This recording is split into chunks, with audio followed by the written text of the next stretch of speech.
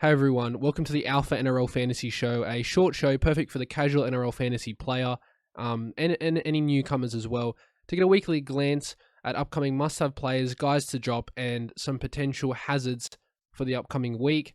These episodes will be short and sweet, excellent for a guy that just wants to win his local league, nothing too crazy, and just people that want to get a grasp of NRL fantasy. So first let's have a look at the must-haves. I'm guessing some of you have already picked some cash cows like Brayley, Jacob Little. So these guys I've chosen are handy as well, and probably guys that you probably didn't pick up or had a less chosen percentage in the first week. For the must-haves, the first guy for the must-haves is Spencer Leniew. So he scored 40, which was very naughty, a great performance in his first week. Has great upside, perfect replacement for MacLeod, who we saw get injured and is out for 2 to 3 weeks apparently. A guy with a PPM of 1, meaning with him getting around 35 to 40 minutes a game, you're probably going to get 35 to 40 points. Moses Leota didn't do that well for Penrith in the first round, so expect Leniew to continue with those amount of minutes and definitely make you cash. Leniew comes in at 327k, so being priced at that price point is definitely a pickup, especially if you have an injured MacLeod. I would get him quickly though, probably this week, as his break even at 12 means he's going to give you even more profit because it's likely he's going to get over 12. And yeah, I'd say it's probably the last chance this week if you really want to make proper money. Our next guy is Daniel Alvaro.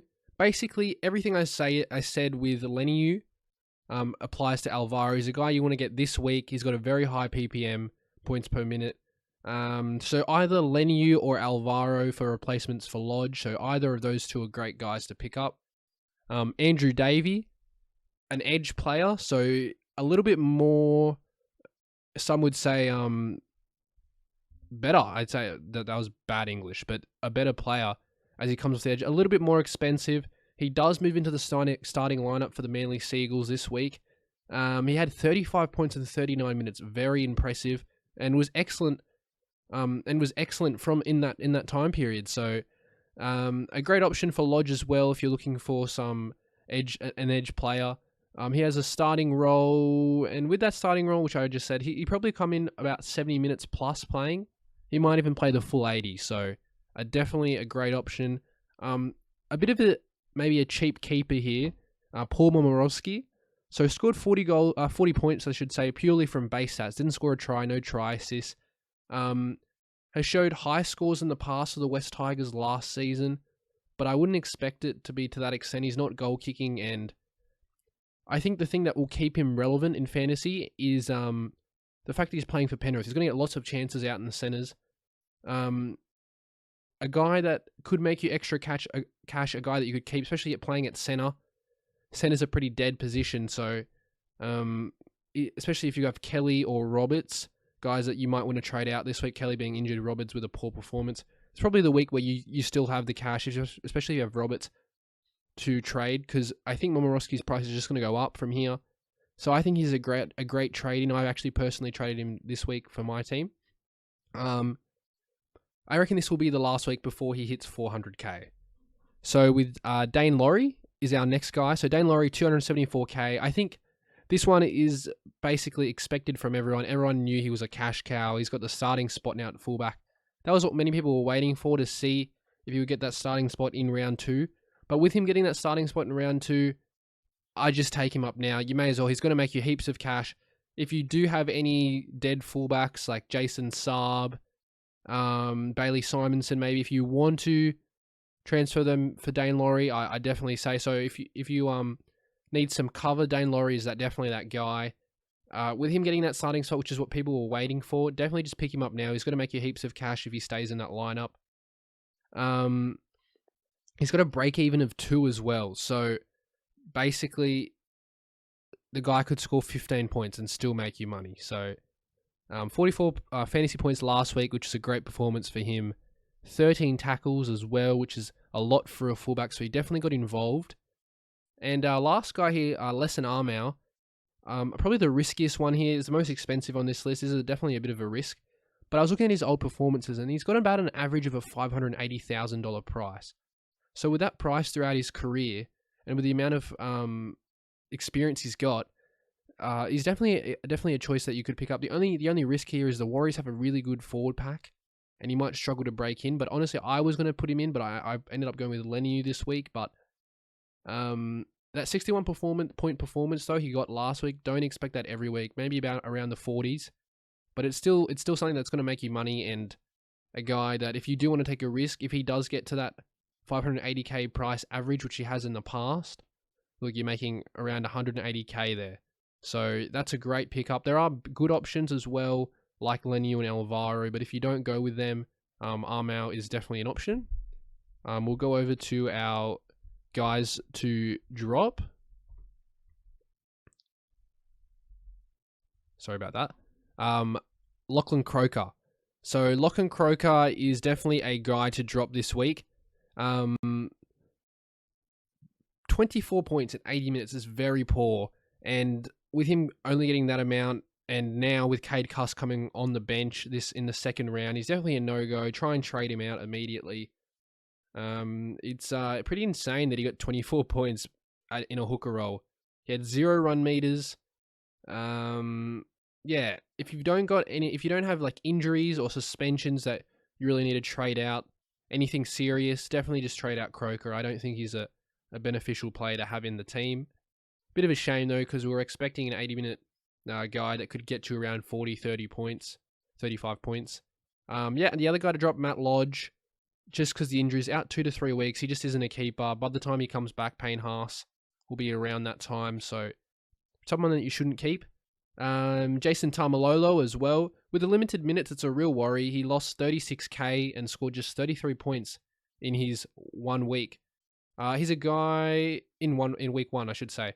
He's a guy you should definitely trade while you can. You don't want to lose too much money. His break even is at 82, so at 82, you're most likely going to lose money unless the guy has an insane game. But with the limited minutes that Todd Payton's given him, I'd expect a bigger drop off in his cash price. He's a guy that you do want to look for, which I'll add in future weeks, this segment, but guys that you want to look for when their prices drop. So Tamalo is one of those guys. He might even be in the low 700Ks by the end of round 4 or 5. So that's a guy I definitely look for. Jack Hetherington and Ofahiki Ogden. I'm just putting these guys together. They really, a lot of people got them as cash cows, but their PPM isn't great, especially Hetherington. I'd say if you did have both, or if you have Ogden, maybe keep him, but Hetherington's definitely a trade. Just isn't very good at fantasy in terms of fantasy production. While you can just trade him maybe for a guy like Dane Laurie or something like that, just trade him out. Depends, of course, every roster's different, but yeah, definitely those two guys are probably trades. And Corey Allen as well, I just added him because of that poor week in week 1. A definite proposition with Corey Allen is if you do have money to spare, I would definitely trade him away for a guy like Latrell. So looking to the last slide here, potential hazard. So as I was just talking about Corey Allen, I just got cut off, the stream broke. But Corey Allen and Latrell Mitchell are the only trade you should do. So if you're trying to get Latrell, only because if you're trading Corey Allen or a guy in a similar price range, it isn't a big risk. But for all three of those guys, so Marnie hasn't been a great fantasy scorer. There's better options at lower price ranges. And Tarpany, it's just not a certainty yet. We just don't want to overreact. Same could go with Hudson Young, although Hudson Young, for me, also has some good upside. But so Tarpany definitely I'd wait on.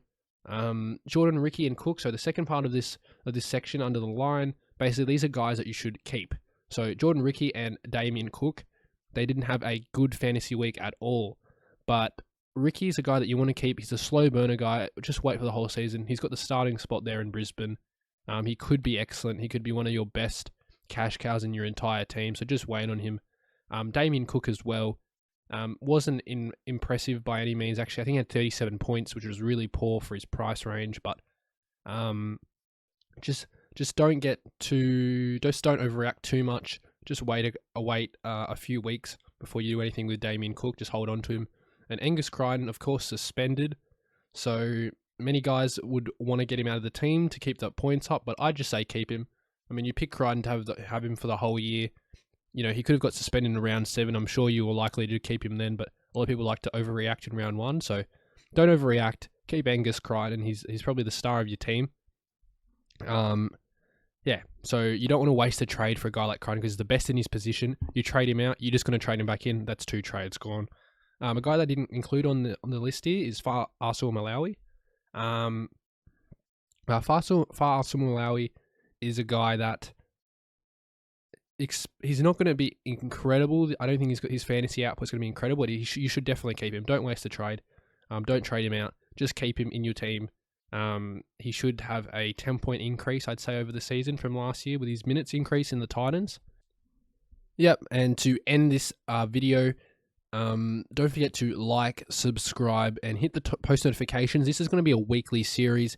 Just a quick roundup of guys to pick up, guys to drop. Yeah, so if you're a casual NRL fantasy player, this is who it's suited to. If you're a more experienced guy, there's a lot of stuff on the internet, and I'm by no means an excellent fantasy player. I just have an average knowledge. But this is just a quick series each week. I hope you enjoyed. We're going to be doing this for the rest of the year, every round. If you have any questions, feel free to message me at alphakai_. And if you want to join our Alpha Fantasy League, the code is in the bottom right. I can't point because I get confused. Anyways, it's in the bottom right. So yeah. Thank you for watching. Hopefully I'll see you next week with the NRL Fantasy Show. Part 2 of the Melbourne Storm series. Documentary will be out by the end of this week or next week. Thank you.